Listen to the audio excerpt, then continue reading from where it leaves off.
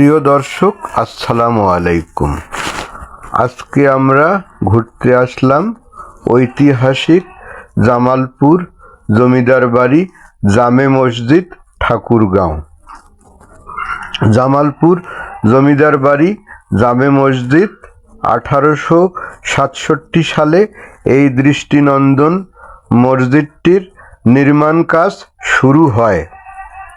মসজিদ অঙ্গনের প্রবেশ মুখে সুন্দর একটি তোরণ রয়েছে, যার সৌন্দর্য বলে দেয় কত ব্যয়বহুল এই মসজিদের নির্মাণ ব্যয়।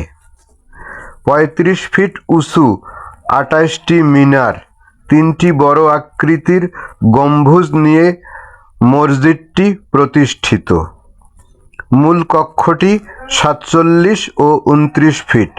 ছাদবিহীন বারান্দার পরিমাণ হচ্ছে 21 এবং 47 ফুট।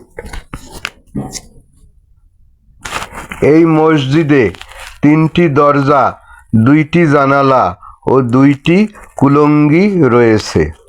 প্রতিদিন অনেক ভ্রমণ পিপাসু ও দর্শনার্থী এই মসজিদ দেখতে আসে। মসজিদের ভিতরে ও বাহিরের দেয়াল দৃষ্টিনন্দন কারুকার্য খচিত লতাপাতার নকশা